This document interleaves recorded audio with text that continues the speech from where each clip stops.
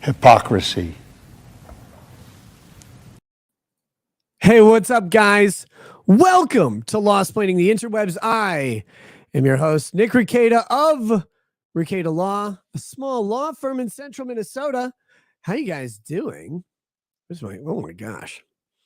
My hair's like all freshly combed and shit. So it's all looks all like, well, it looks like there's because you put some hairspray in it or whatever. It doesn't matter. Hey guys, how we doing? Welcome to the show tonight. I hope you're doing very, very well. We have some crazy topics. One of the topics tonight I'm kind of really excited for. Unreasonably so. Unreasonably excited for the third topic we have, which is the Frankensheep. The Frankensheep is the coolest crime I've ever heard of. And I'm like, this man's a genius. Why on earth would we convict him for anything? I don't know. So I'll tell you about the Frankensheep when we get there. I'm really, really pumped. I read that story and I was like, this is not like an area of law I know anything about. This is not a major political topic. This is not a rapper being involved with all sorts of gay orgies and like forcing women to do stuff. Like none of that. This is just a man with a vision. And his vision was a sheep that was bigger than other sheep that he could let people pay to murder because it's a big ass sheep. And he's like, well, I got land. I got land to spare. I got sheep.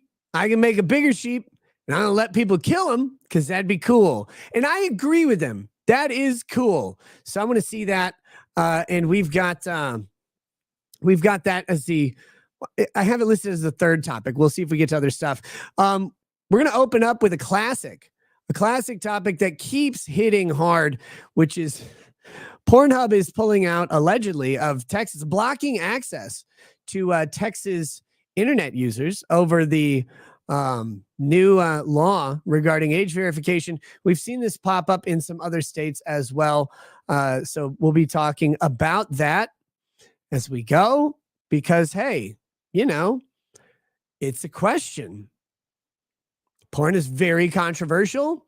The Hub is has gone through several controversies, including allegations, serious allegations, and definitely verifiable allegations of child pornography.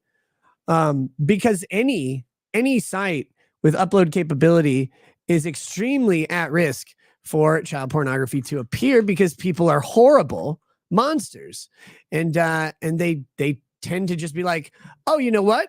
I'm a horrible pervert, so I'm going to just upload a bunch of shit for you guys. It's like, why would you do this?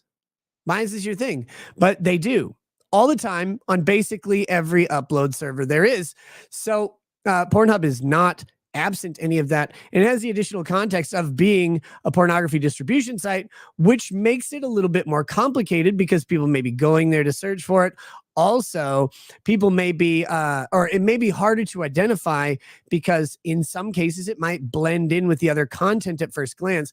Unless you have very extensive moderation, you're gonna have to basically buy access to programs that the government and large corporations use to identify certain, I guess it's called hashes, but basically bits of data that are common to, identified child sexual assault material. And they then use those hashes to identify and pull down this stuff on a semi-automatic basis. But that doesn't cover all of it because you may have that, but you've got new offensive material being produced every single day. Children are being exploited. Children are producing it voluntarily and it's getting leaked. Revenge pornography exists. All of this stuff is there and it's a huge risk. So when you combine all of that, Pornhub becomes this place. How do you say Pornhub with a star? Because I think if I say Pornhub, like YouTube will this is going to be demonetized anyway.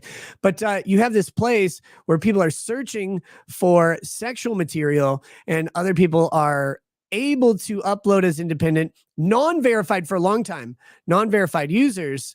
They're able to upload content that is amateurly produced or whatever, probably stolen in a lot of cases. They're able to do that, and under like this, a false name or a pseudonym or whatever. Now, after the big crackdown, I believe they deleted something like 43 million videos. They deleted all non-verified guest users or whatever. And then any of the uploads have to come from accounts that go through some level of verification. That was a long time ago. That was several years ago. We talked about it when it happened because it was a huge operation. And they were, I believe at the time, they were the largest online distributor of pornography, legitimately, at least when combined with their parent company, who owns some of the bigger pornography sites, I think like Brazzers and stuff like that, are all owned by the same parent company that owned Pornhub. It's a nice little gimmick, right? You professionally produce this stuff, clip it yourself, upload it to this thing, and then sell a bunch of ads on it. And people watch like the free stuff. They're like, oh, hey. And then they offer like for people to get memberships to other sites. And they're like, oh, I'm going to pay for pornography that I was watching for free 2 seconds ago. I don't get it, but that's what people do. I don't know. Anyway, it's a long story. Texas has set up an age verification thing. And in states that this has happened, Pornhub has routinely pulled out because they don't want to impregnate the populace with offending those statutes. And they're also protesting the statutes as infringement on the First Amendment right to produce and distribute pornography. Now, a lot of people have problems with pornography being covered First Amendment material, right? Like Infidel the Mad. Professor Genki says, who owns it? I don't remember the name right now, but when we get into it, I'll pull up the name of the studio or the parent company that owns all of that stuff. I can't remember them off the top of my head. When we were talking about this years ago with all that going down, we looked it up then. We'll look it up again. Simple thing. But it's their protest. A lot of people have issues with pornography being covered First Amendment material. The default answer is, but it is, though. The Supreme Court has upheld pornography as protected First Amendment speech and expression. However, there's a caveat. Pornography that was protected back in the 60s, I think, maybe the 80s. These movies and video productions that were protected are not like pornography that's produced today, not in any stretch of the imagination. And they developed this obscenity test, which we'll look at the obscenity test because this is, this is what you would classify pornography as. If it's not protected First Amendment speech, it would fall under the auspices of obscenity, because it's not fight speech, right? Like it's not fighting words, and it's not it's just obscenity. And obscenity has to deal with the prurient interest and having no artistic or literary value, et cetera, et cetera. We'll pull that up. We'll go through it. I think it's called the Miller test. It's something test. It doesn't matter. We'll pull all this up and talk about it because this is an interesting area that I was talking about the other day. The conflict of the desirable outcome of the law and the present application of the law may be very different things. And to change that, you either need a court, or you may need a constitutional amendment, or you need more specific laws that don't sweep up other protected material when you try to regulate something like pornography. But when pornography was protected by the First Amendment, by the Supreme Court, we're talking about a way different type of thing. These were actual movie productions with plots and characters and stuff. And the plots and characters were not, hey, stepbro, I'm stuck in a washing machine. And you're looking like, why are these 40-year-old people like living with their parents? And why are they older than their parents? And why are they calling each other stepbro and stepsis and then railing each other to death? Like that's now. That's not what it was. And so you've got these truncated ideas of pornographic clips, which are purely sexual and only the thinnest veneer of a story or plot, whereas the previous protected form was more of a, like it or not, it was more of an art. I mean, there was a plot, there was production to it. Some of these movies are famous. The Deep Throat movie, Debbie Does Dallas. Those are the two I know. I don't know. But the entire plot of Boogie Nights, right, is about the production of these movies that are films that happen to have sex in them rather than just a bunch of porn. Okay. So the question now is, by the way, we're talking about porn. Welcome to Good Logic and his audience. Thank you for rating the channel at the appropriate time to hear all about pornography in the First Amendment. But the question now may not be, is pornography protected? Because the default answer is yes. But the question now may be, do we reassess what pornography needs to have in it to not categorize it as obscenity? And it's not a lot. The court was very clear that very little literary value or artistic value needs to be added to a prurient interest production to make it have sufficient value to be protected. The First Amendment is very broad and very strong. So, but that doesn't change the fact that society may not like what pornography has done to people, the difference in distribution, the ease of access for adults and children, especially the removal of shame from it, right? Like you used to have to go to a dingy place full of greasy stains and stuff and go behind like a bead wall and hang out. And then when you come out, like the Arabic guy at the counter is like, Muhammad judge you. And you're like, yeah, well, he's in this video, so fuck you. Like, it was weird. You had to go buy it. You had to like face somebody. You had to look him in the eye and say, yes. That tape says a lot of dirty words on it. It does. And that's why it's awkward. Now it's not. Like you just pull out your phone or your computer or whatever, TV, and just and there's porn all over the place. So we have to ask if that's what we want. If that's the type of protection from the First Amendment that we actually want to affect, maybe it isn't. And I agree with people. People get mixed up when I talk about this subject because they're like, oh, he loves pornography. It's like, not really. But I'm talking about it from a legal perspective. It is protected and has been. It's strongly protected. That's not the question of whether or not it's damaging or good for people or what. Pornography being good for people, there are very few pros involved. There's a decent list of cons for individuals. There's a big list of cons for society. And I think we've seen the effects of it.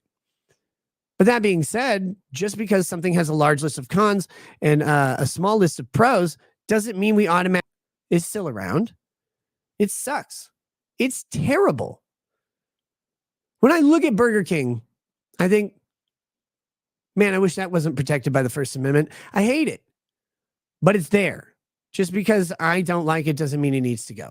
So we're going to talk about that as we get into this. And I mean, I've just previewed a bunch of the discussion, but we'll take a look at the article and see what's going on, of course, and then we'll get deeper into the subject. We'll plunge deep in until we can plunge no further. And then we'll pull back a little bit, and then we might go back into the subject over and over and over again until we're all spent. Oh shit. It just exploded on my face. God damn it. That was an accident. If I could have planned that, it would have been funny, but I couldn't. Okay. Next, we have Judge Eileen Cannon down in Florida in the classified documents case with big decisions in the classified documents case. Trump's team has asked Eileen Cannon to first of all, to invalidate the statute that he's being charged under, to call it unconstitutionally vague, and I think overbroad, which typically those two go together. And she has declined to do that. She's declined to do so, said that striking down the statute's an extreme measure, even though they may be right on their argument. She was not inclined to do that. They can appeal that. They can try and get, to higher levels of the court where, a district court striking down, I think it's the Presidential Records Act or whatever. That's a pretty big step. Or maybe it might not be I can't remember. We'll find it when we get there. We'll find it. But the judge did not approve the striking down of the statute. However, there is still a pending motion to dismiss all counts, as Trump has an argument that I've made several times on the show. And I've heard Barnes talk about it as well. I've heard other of my friends have talked about it here on the show and on their own shows. And it's this idea that the president of the United States can't steal a classified document. And he can't retain a document he doesn't have access to, because the mere act of taking it, the mere act of retention of the document, is to declassify it under his executive authority. I've talked about it being a passive act and not needing a specific affirmative act or even a recorded expression or anything like that from the president, because the idea is as the ultimate arbiter of national security matters, and specifically foreign relations, the president has the full executive authority to classify or declassify documents at his leisure. There's like further questions if you got to go into it, as was this document reasonably classified or not? Like that's you can't just classify any document as top secret. It has to be reasonably expected to need classification, all that stuff. But that doesn't matter because the president isn't typically doing that. Some FBI agent or NSA guy is, or whatever. But here we have the question of, can the president possess a document illegally because he's the president? So if it's there and his taking it from some place would make it illegal, his mere act of taking it may be sufficient to declassify it because he's just deciding it doesn't belong in a secure area anymore. And that is fine. That's actually a pretty interesting sort of concept. So we're going to take a peek into what's going on with that, because that Eileen Cannon is I believe, a Trump appointed judge, which has been controversial for some people, but she's been pretty favorable on the rulings. And this is a possibility to dismiss out the case. Now, I have to say, I like the argument. I like the concept that the president cannot steal or retain a classified document illegally. I like that concept because it just makes sense.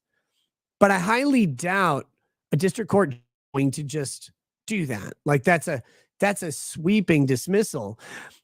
But on the converse side, I said yesterday, I think it was, that there are no rules when it comes to Donald Trump and these prosecutions, because there's no precedent for them.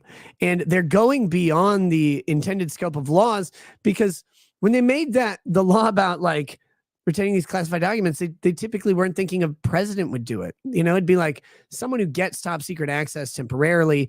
They get these documents, they hold on to them, and then they lose their access, or they change professions, or something happens and they no longer have a right to have them, but then they keep them. That's not typically a president, right? Like, you're worried about espionage from lower level people. Like, I know several people in my life who have had, for various reasons, top secret access, or classified access to government documents, but they didn't work for the government. They work for like a company that the government may have hired to do something, and they might see sensitive materials, so they just have to have clearance, all of that stuff. That happens a lot. What you don't want is those people taking those national security documents and, running off to upload them on Pornhub and say, watch the government fuck you in real time or whatever. Like, that's what you don't want. So we'll talk about what the judge is doing here. We'll talk about this case a little bit. Of course, all of this stuff is subject to the Trump immunity question.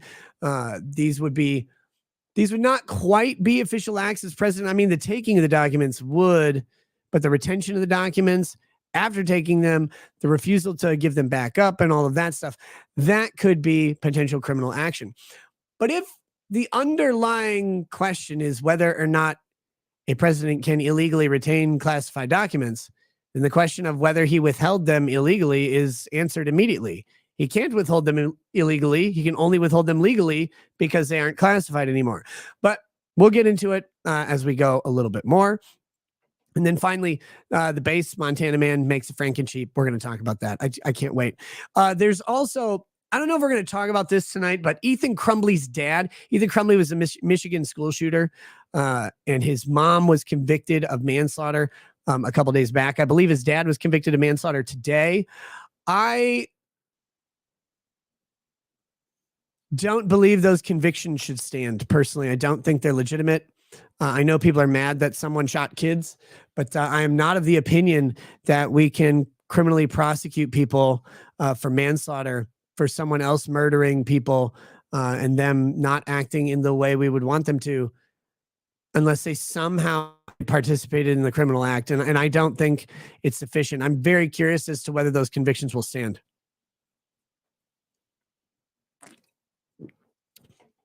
Do I have friends with proof of aliens? No. I wish I did. That'd be funny. But that's my, that's my opinion on those convictions. If we get around to the topic tonight, we'll talk more.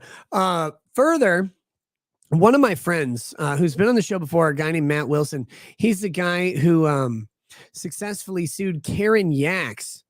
I think her name was Critical K. The YouTuber Critical K, Karen Yax, sued her for defamation successfully on behalf of Ray Andracchiano, I think her name was. He has filed an amicus brief in one of the Trump cases, and I have said, "Hey, why don't we do a show and you can talk about it, and we can talk about the legal theories involved." So I don't know if we're going to get to that tomorrow or maybe early next week, but he said he's definitely interested to come on and talk about his amicus brief. It's actually on the docket now. For the Supreme Court. So pretty cool. I think it's the immunity. Question. But that's my friend Matt Wilson, very smart guy, and he's pretty cool. So we'll be looking at that in the next couple shows here if I can get him on the show. If we can make these schedules match up. So that's a preview of what's coming. Other than me, and then let's read chats, and then let's go ahead and get into the show, I guess. Ira Caius says legal mindset is a VTuber now. He has fallen to the infection. Well, good on him. I'm very happy for him. Nicola Maxwell says disappointed about the aliens or lack of. Well, me too. But here's what I do have. Here's what we do have. I do have. When I was in college, my physics professor worked at the Jet Propulsion Laboratory before he was a professor. And one of his friends was there. No. This had nothing to do with JPL. This was just the school, for whatever reason, had this big ass box of 8mm reels. And then inside the box, there were also like these smaller boxes with a bunch of LP records and a bunch of cassette tapes. And these 8mm reels are all of the NASA missions prior to Apollo. If I remember right, it's all of the raw footage from launch into space, all the recording that they did, just uncut footage on these 8mm reels. And then the LPs and the cassettes are the audio tracks. It's 8mm, right? So they don't have the audio tracks, not with the film. So it had to be done separately. So I'm sitting there in physics class as a writing major, and he says, hey, I have this big box of all this footage of all this NASA footage, just raw footage of space and shit. Does anybody want it? And I look around and not a single science major in the class raised their hand. And I'm like, well, I'll take it. Right? Like thinking this will be fun. And he brings this box out. It's like fucking 100 pounds of stuff. We load it into my Ford Escort, which cries audibly as we drop the box in there. But I still have all this stuff. It's just sitting in storage, and it's probably cool. I finally went and got an 8mm reel, but I don't have a bulb for it. I said this last time too. I haven't looked for a bulb, but yeah, I have that. I don't know what's on there. Maybe there's aliens. Maybe there's a space McDonald's or whatever, but it's pretty cool. Nick has top secret documents in the garage. It's not in my garage. It's in a storage unit. It's not my house. Zachary Keith Hasbrook says, do you hope Mindset makes $1 million? No, $1 billion, dude. Mindset's cool as shit. But yeah, that's so there may be aliens on there, probably illegal ones. Soren Gardius says that MindGeek, they also own a hentai site that paywalls H anime rips. Oh, MindGeek is the owner of Pornhub, they're saying, and also I think they would be the ones who own browsers as well.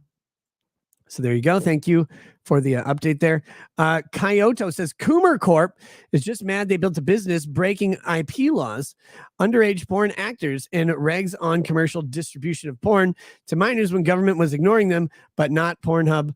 Now Pornhub is on their radar. Maybe, but breaking IP laws is kind of tough because, again, the interwoven nature of ownership on of Pornhub and some of the major studios, and then the contracts behind those major studios, they do have like distribution rights to a lot of the stuff that's on there. And then by making the verified user list, the modifications that they made, I believe they're far less alleged infringements of IP. But again, in any site where you can upload stuff, you're going to have IP infringement. People are going to infringe on copyrights and trademarks all over the place because anybody can upload stuff, and policing it's near impossible. I mean, if you want the largest source of IP infringement in the entire planet, it's probably Twitter, maybe Facebook, maybe YouTube. Those three have to be beyond everything. I mean, constant copyright, and the measures that they go to try and prevent it, which are completely ineffective, are pretty extensive and require tons of money, lots of AI and algorithmic moderation, and then also personal review. But even with that, like the ways that they try to mitigate it, like YouTube has what's called, I think, an automatic mechanics license for songs. If you just like take a song and use it, like you pay the mechanics license on it, which is something like $15, which is what you can do as long as you're not making like a music video that relates to it. It's kind of complicated, but they have these things that automatically occur for creators and for these companies, and they also have like the content ID to match up ID and try and make IP theft a little bit harder. But all of this stuff, it can't even come close to tapping the surface of it. So it just makes everything more difficult for us and less fun for you guys. But it doesn't even stop the IP theft. It's still at an unreasonable rate. So while Pornhub may be involved in that, like, they're not unique, and actually they're not anywhere near the biggest offender, mainly due to the nature of their content, right? And here's a funny thing, like this is the two-edged sword of having a vice industry or a vice company like a pornography company or some sort of substance company that people aren't super friendly about. What you've got is a company that people don't care if they're not protected, right? Like, do you think someone cares about Bang Bros having their videos stolen? Like the government's like, oh, we'll get right on it. Yeah, no, they don't give a shit. And why should they? Like most people aren't aware of these companies and their content. Like they just kind of blinders themselves away from that type of stuff. It's not their, it's against their morality, or it's not their cup of tea. That's fine. But on the other hand, a lot of people see these companies as exploitative and or just downright fucking evil. So when their content gets stolen, they're like, cry me a fucking river, man. Go away. No one gives a shit that they stole your exploitative video of some girl meeting the entire football team. Like they don't care that happened because, in their opinion, the company is immoral or evil. So that makes it a little bit weirder too. I don't know that it's the IP stuff, but definitely I think you're right that, they did kind of rely on the laxness of government. And I was getting to that earlier. Again, the First Amendment protection of pornography is a way different product than what's in there now. And that drift may be sufficient to reassess it. We'll have to see as the years go on. We've also got Real Patriot Party says, just a little toast. You might want to give this one early to Lady R for making it this far with the likes of you. Didn't hear much about it, but hope her birthday party was a blast. Cheers, Nick. Yeah, it was pretty good. But you're right. I didn't talk about it much because, that's just how it goes. 8L says, Mr. Rackets, curious if you're gathering the panel for any forthcoming trials, Neely and Penny case in autumn. Looking for it, right? I talked about this a while back, and people are tired of me talking about scheduling and shit. We had some major changes that have made scheduling a nightmare, and I'm retooling stuff to try and get around that and recover. And I'm not quite there yet, but that is the goal. Courtney Clenny is high on my list. The OnlyFans murder. I want to do that one. There's some other. I wanted to do the Hannah Gutierrez one from the Rust Armor, but I missed it. I didn't realize it was. I thought it was the next week, and I don't know if I could have done it the next week either because I've been just swamped. And I'm not even home a lot of the times that these trials are on, which is making this really difficult. But I'm trying to change that. So working on it. Not going to talk any more about it, but yes, trials are on the horizon as soon as I can get it locked down. Allegan News says, more porns, but modern day, no titles. Yeah, the titles now are clip titles, right? I mean, I guess.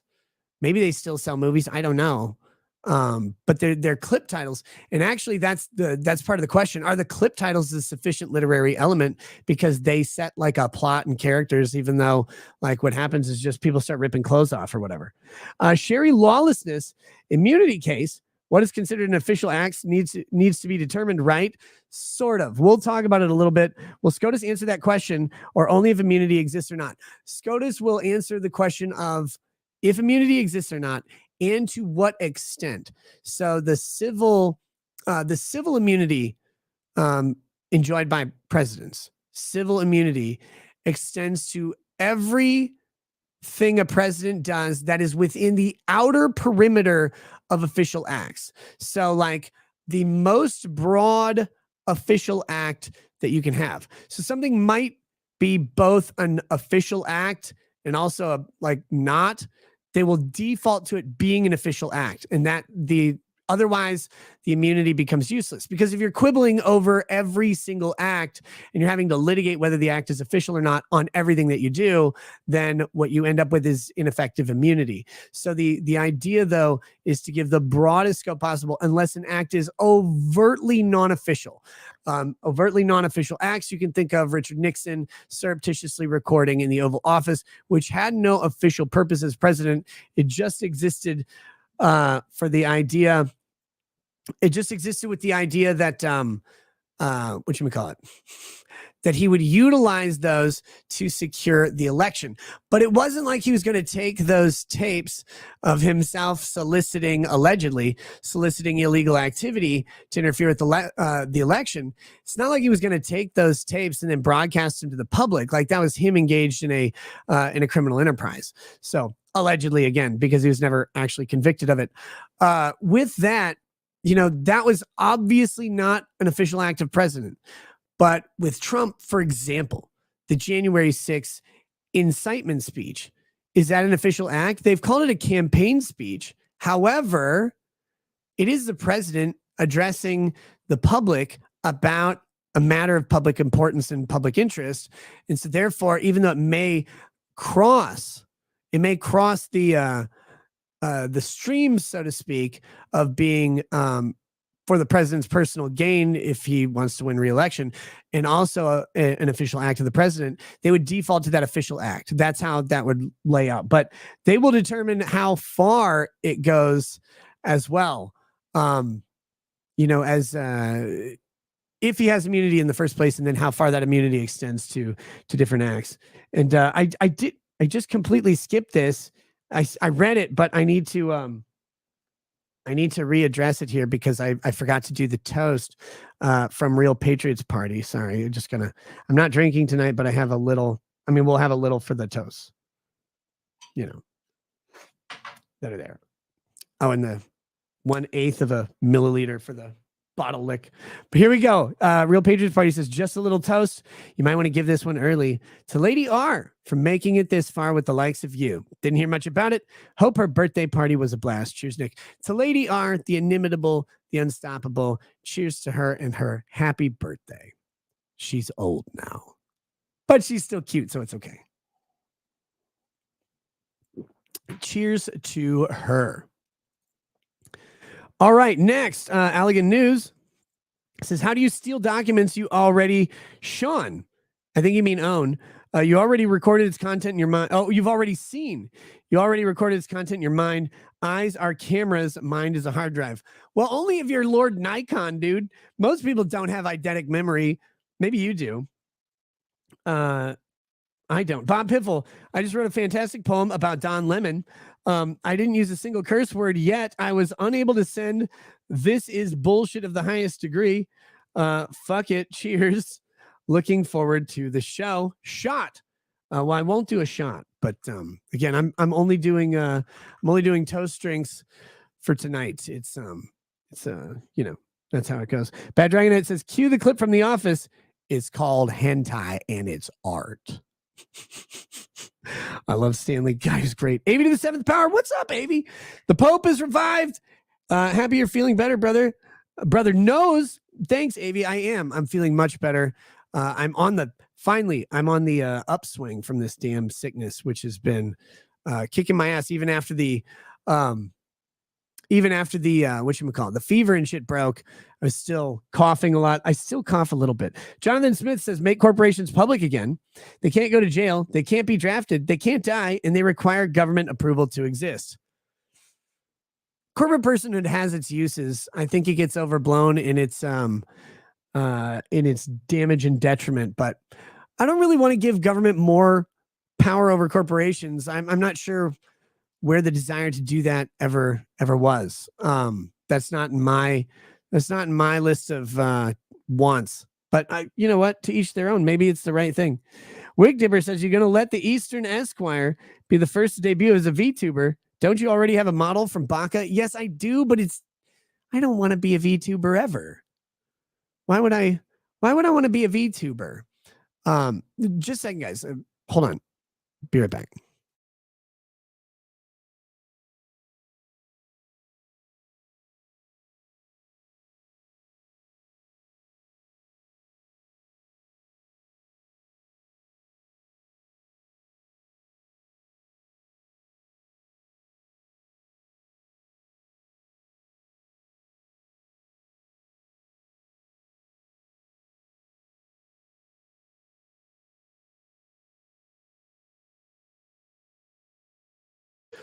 Allah will punish the pornography hub in Texas and elsewhere.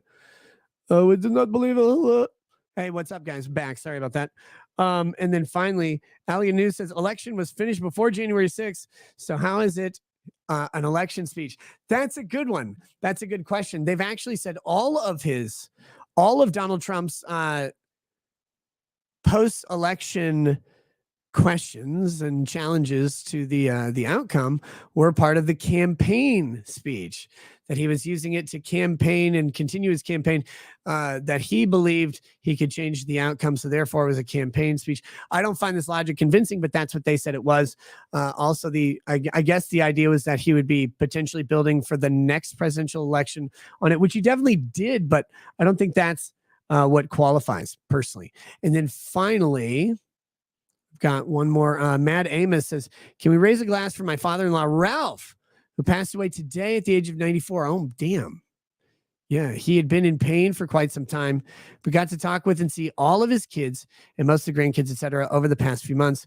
He leaves a hole in the lives of those left behind, but I'm sure he is glad to have gone home. So, yes, of course. Cheers to Ralph, the father-in-law of Mad Amos. 94 years old, passing away. And every time I see those numbers, I know I say it all the time, probably gets stale for you guys, but I marvel at what someone witnesses as change in the world over 90 years. I mean, you got to think back. That's 1930?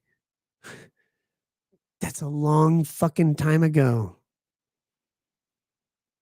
Is that right? I think I did that math wrong, but whatever, somewhere in there. That's a long time ago. That's that's not TVs yet. And to watch us go from no TV to these phones that carry around we carry supercomputers in our pockets with access to all of the information that's ever existed. I marvel at that. And then mostly, though, I marvel at, in those 94 years, the families that they raise, the work that they do, and the humble lives that people often lead. May Ralph, who passed away quietly, be delivered from pain. May his family remember him warmly, and may the hole in their heart that he leaves behind be filled with joy, comfort, and peace, at the understanding that they'll see a little piece of him in everyone that he ever encountered. Cheers to Ralph. All right. Now into the main subject. Or the first subject, I guess.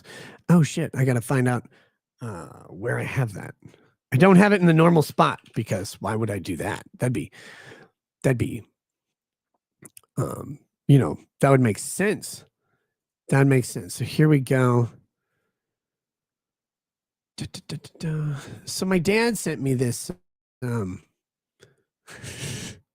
dad sent me this story, and he's like telling me how he ran into a story on Twitter about Pornhub. I was like, okay, Dad, whatever. He's like, no, because I'm looking up information on the Texans. When you type Texans into Twitter, it just comes up with a bunch of Pornhub stuff. And I'm like, all right, Dad. Okay, got it. Sure. Keep telling me about that. I'll believe you eventually. If I were to use that excuse in high school, Dad, would you believe me? I don't think so. Oh, shit. Pony Up says, between the documents and Georgia cases, which one do you think has the highest chance for conviction? Also, do you support the TikTok ban passing? I'll answer in reverse order. No, I do not support the TikTok ban passing. I do not believe that the government should be banning these apps.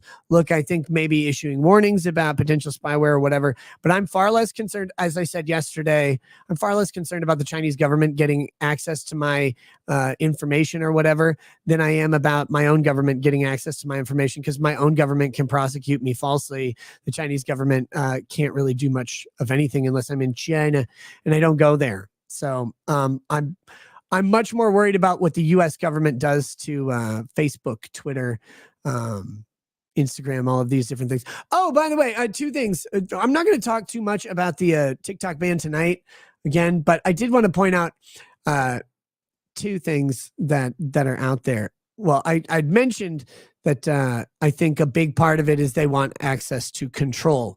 They want to control the flow of information on TikTok. And they were not happy about like COVID shit spreading around on TikTok, et cetera, et cetera.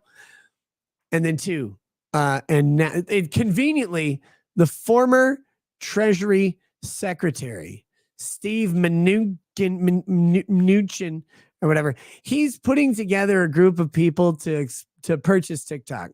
So how convenient that a former government official with tons of government ties and who would know several of the current Congress people who have passed this bill would be putting together a group of investors to buy an exceedingly profitable video platform in a forced sale compelled by the United States government. I wonder if he'll get beneficial treatment in the bidding process or any insider information. It's just really fucking convenient, isn't it? That like some people who worked in the government as part of the administrative state, they will suddenly have access to buy something that you can't buy.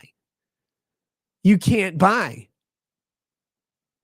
Like, you can't go to a store and buy a TikTok. You're like, oh yeah, this is great. This is one of the most successful social media companies on the planet. I'll just pick one up. You can't do that, but Steve Mnuchin can. How cool is that? Yeah, that's not sus at all. All right, then we've got. Oh wait, the other questions between Democrat documents case and Georgia cases. Highest chance for conviction? Well, I think both of them are failures. I don't think either of them have a reasonable chance for conviction. If they get to jury trial, I'll say the documents case. If they get to jury trial, the documents case is a higher chance for conviction than the RICO case in Georgia. I don't think either of them should. I think both of them have fatal legal flaws. So that's my opinion. And then finally, Allegan News says, hard to believe Ralph the Gunt passed away. He didn't. It's a different Ralph. Ralph wasn't 94. B says there's always been extreme plotless porn. Loops were common since the 60s, bondage, G showers, etc. By the 80s, BDSM and HC was in mainstream theaters. Well, there you go. I always wanted to go back to the 80s. Okay, back to this.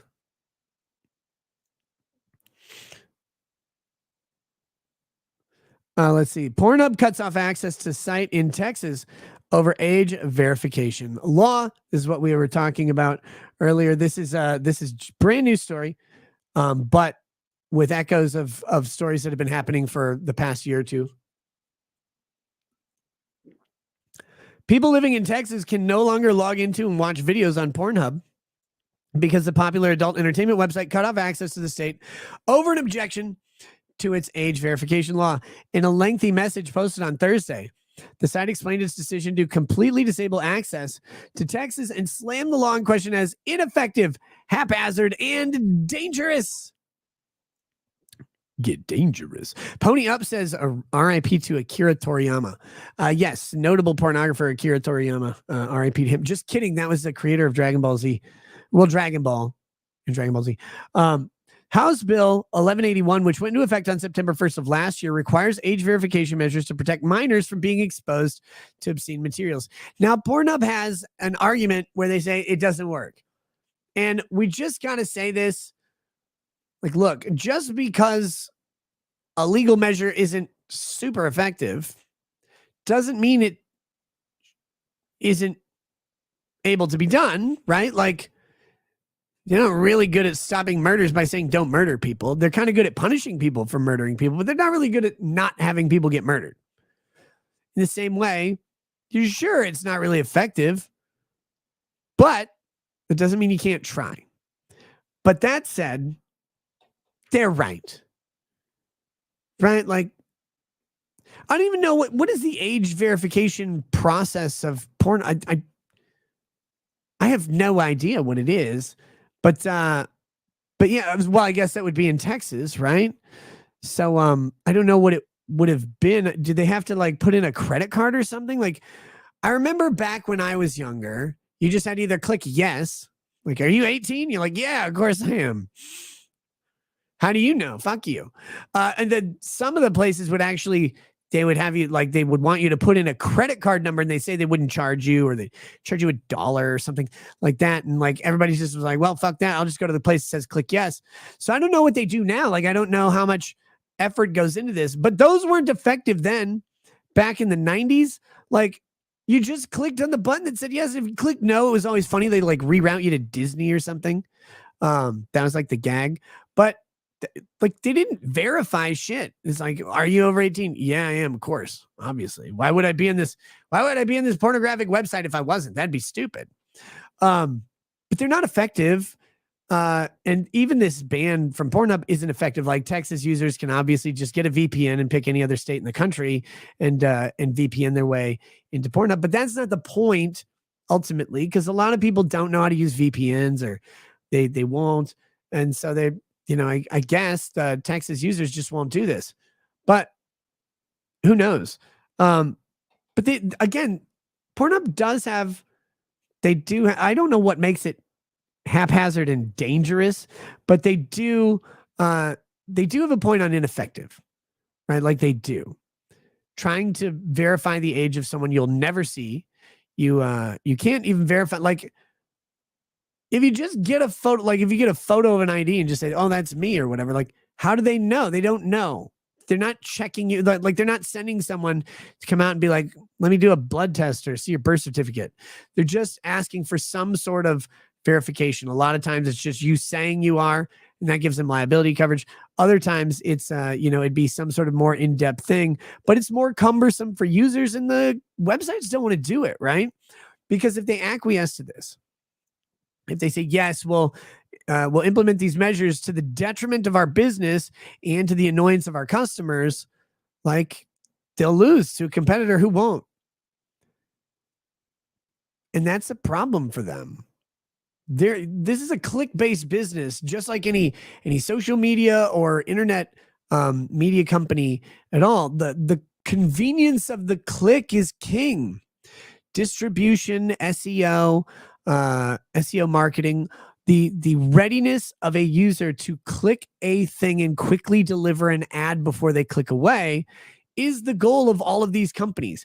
Adding in steps of age verification is not good for Pornhub and their business process, because if it's too cumbersome, emphasis on the bursome, if it's too cumbersome, people won't use their website. They'll just go somewhere else or find some alternative means. And it's weird to think that for something that's free, people won't go through the process of like going through 2 or 3 more screens.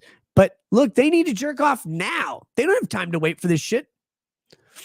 Stephen Kemper says, I think it requires ID to be sent in. And again, it's like, yeah, they might need to send in an ID or something. But even just a couple questions, verify your age, like put in your birth date, put in a credit card number, or create some sort of account with verification. All of that stuff is a step or 2 or 3 or 4 or a time delay from delivering an ad to someone. If they're not delivering an ad, they're not getting paid. And I know that sounds weird and cynical, but they're really relying on millions and millions of clicks to generate thousands of ad watches, to generate pretty high amounts of revenue. And that's the purpose of the entire business model. Any click away from that goes away. Now, I don't know why they can't just slap ads all over the the age verification thing, like that'd be funny, right? If it's just like big bright ads, it looks like an old GeoCities page or whatever. But that's probably in the law that they can't advertise on it. When I think their ads tend to have like tits in them too, so that won't work. But yeah, like they don't do that either. So any of those extra steps that's an ad not being delivered on a click. And it's an area of frustration, especially for of age users, right? Over 18 users, like, God damn it, I don't want to put my, like, I'm ashamed here. I don't want to put my ID in there. And like, what if they're going to watch grandma porn? Like, it's weird. It's weird. And then it's going to be attached to their ID. That's awkward. Remember that shame thing when you had to go in and buy stuff? You had to go buy the Penthouse magazine from the hot but slightly pudgy oh wait, no, but you had to go in like, and you're like, oh, you look at the counter, you're like, do I want to buy from that person? Now it's gonna be attaching their ID to like what they do. And like if you've ever watched like the Pornhub's most popular search terms for given states, some of them are pretty funny, and you wouldn't want your ID attached to that shit. That'd be weird. So this is it's messy for them. So not only will it not actually protect children, the Pornhub message read. Oh, we'll just read the message.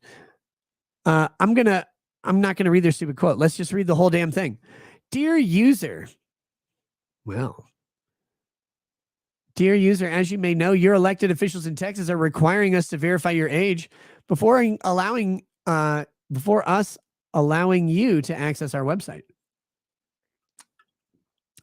Not only does this impinge on the rights of adults to access protected speech, it fails strict scrutiny by employing the least effective and yet also most restrictive means of accomplishing Texas' stated purpose of allegedly protecting minors. Now, let's do a little con law lesson here. What is strict scrutiny? What is least effective means, and most restrictive means? So, strict scrutiny is the idea that you are violating potentially a fundamental right.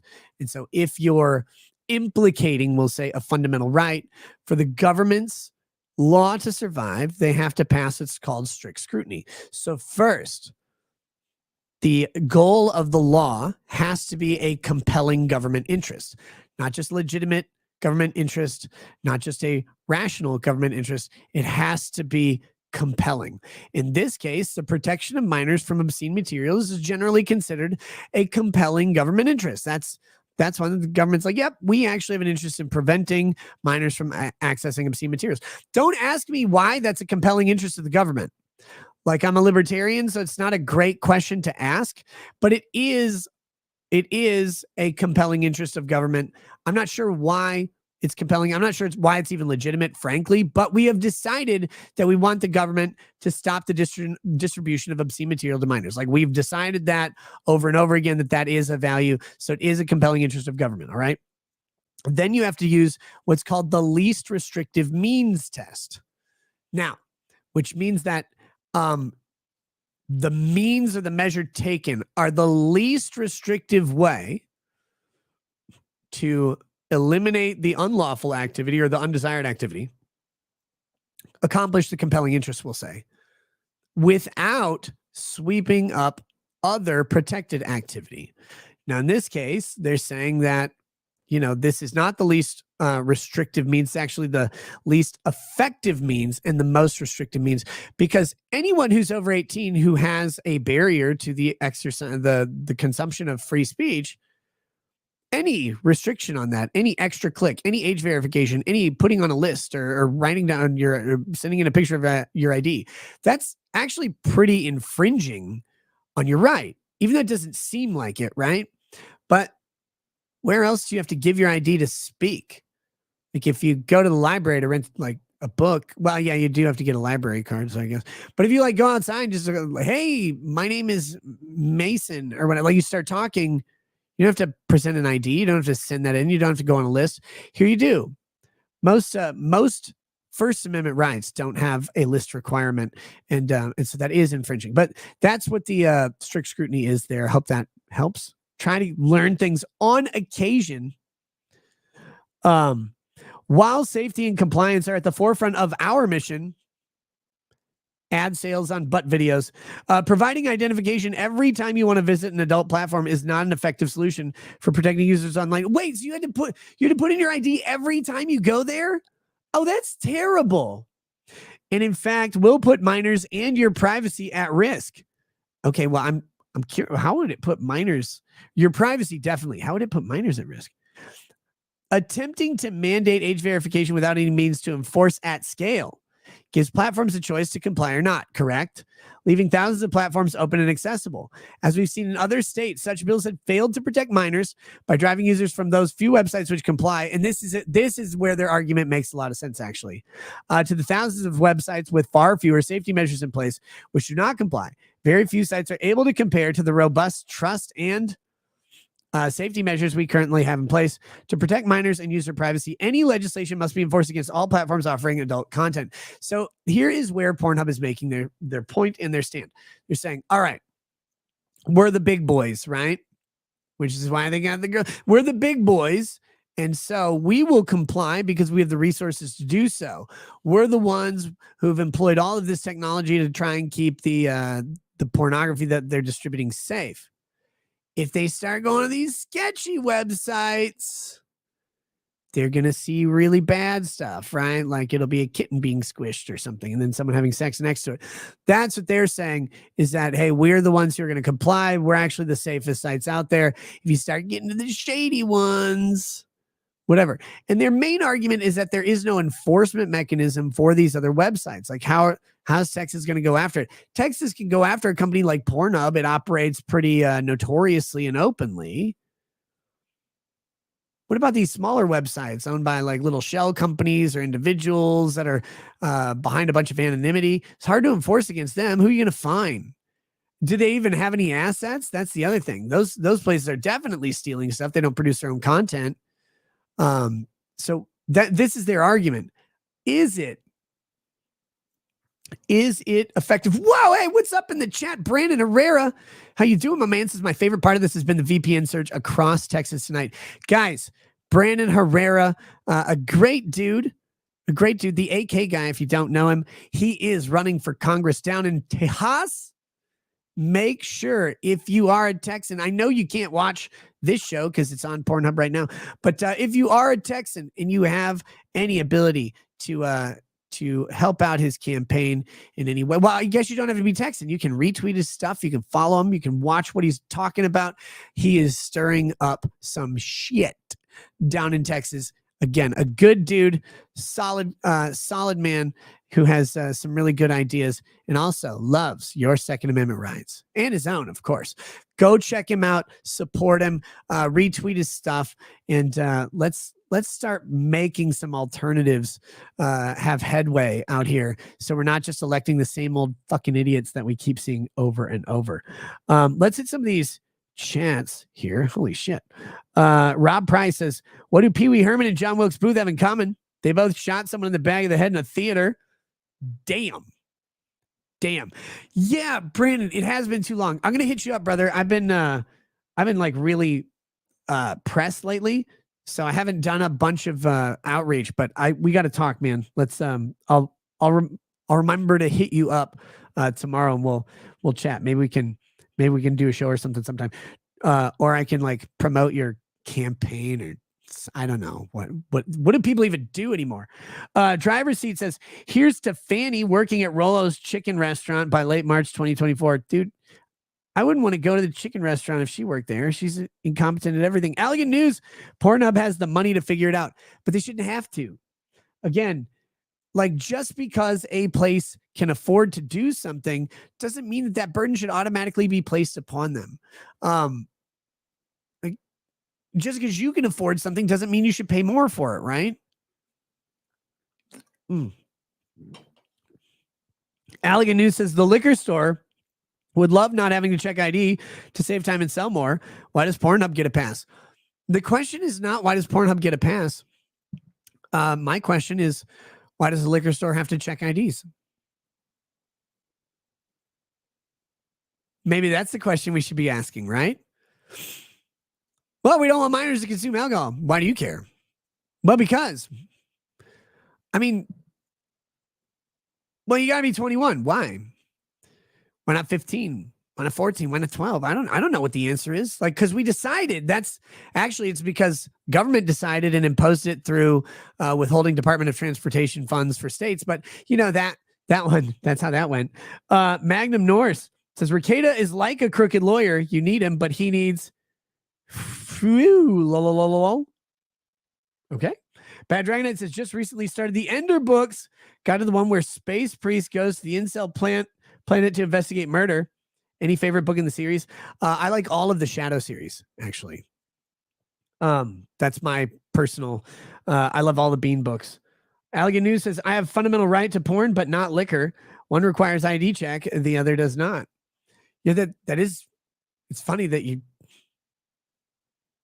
I mean, I guess that's the answer, but I still don't see why any of them require anything other than we've decided it does. Like, that's literally the only answer. This is it's a controversial subject to ask why we picked like 18 and 21 and different ages, 25 for rental cars or something like that. Why these ages get picked as the ages in which these things occur. And the answer is like, well, because. Like, oh, okay. Well, I guess. I mean, I'm not saying you should change them, but how did they get there? And the answer is, well, they did. Like, oh, all right. It's like the science said that alcohol is bad up until 21, that is just fine. It's like, I mean, I don't know if that's true, right? Like, well, your brain stops developing at 21. I'm like, oh, God, I hope not. 21-year-olds are retarded. Why would that be a good thing? But they just decide, they're like, well, this is fine. You're like, oh, okay, cool. And we just kind of go with it. But yeah, Allegan News says to speak at most council meetings, they ask for name and address. They shouldn't, in my opinion, but hey, they do. I think because at council meetings, they're trying to verify that members of the community are actually the ones speaking and not outside influence. But I don't think that should be allowed either. Kimmy Joe says the problem with Pornhub is that they're allowing exploitation of children. I mean, again, the word allowing is a big, weird one here. Guys, I've said this a billion times, but the largest purveyors of child pornography on the internet are not pornography websites. Frankly, it's Twitter, Facebook, YouTube, Instagram, maybe now like Telegram, I guess. But like these are the Google Drive, Microsoft OneDrive.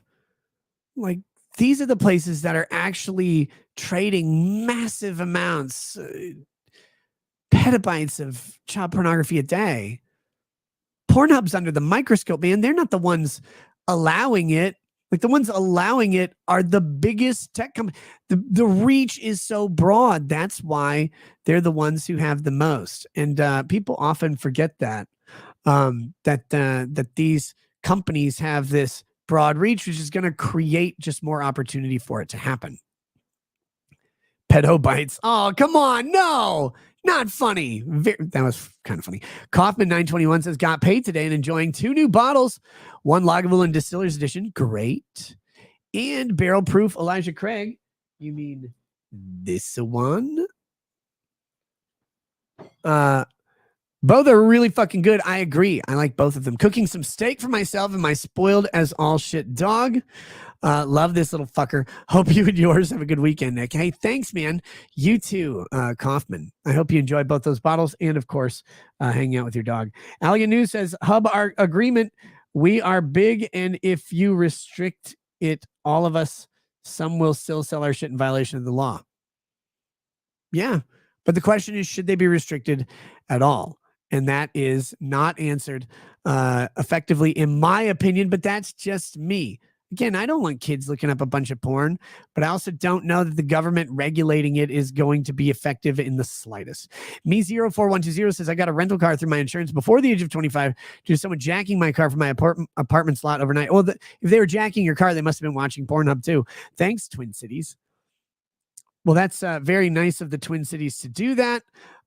We wouldn't want people jacking cars. That'd be terrible. Hey, what's up, Epic Mike? How you doing? Okay, guys, guess what? We're actually at the Rumble Flip. So we're gonna take a little pause here, flip over to Rumble exclusively, and continue on with this subject and the other subjects that we have for the night. So if you are on YouTube and you want to join us, you can follow the link in the description or the pinned chat. If you don't want to join us, we'll catch you tomorrow night. But also, either way, if you're on YouTube, go ahead and click that thumbs up button on the way out. Thumbs up is what Pornhub wants to do to your buttocks, but not in Texas anymore. So you can go ahead and click that on the way out and come join us on Rumble. We have well over 6,000 people there, and they would love to have you join them so they can make fun of you with slurs and stuff that are protected speech. All right, guys, I'll be back. Well, we're going to flip over to Rumble, then I'll take a quick bathroom break, and then I'll be back in a minute. Let's play this thing. Good night, YouTube. See you tomorrow. Oh, wait, the squid says, while I agree there needs to be some form of age verification, you can only get there effectively through extreme government control. I don't know that there needs to be age verification. I just don't. I think maybe it's up to the parents to take care of that. But that's me. I'm old-fashioned. All right, guys. I'll see you in a bit on Rumble. Peace. Peace.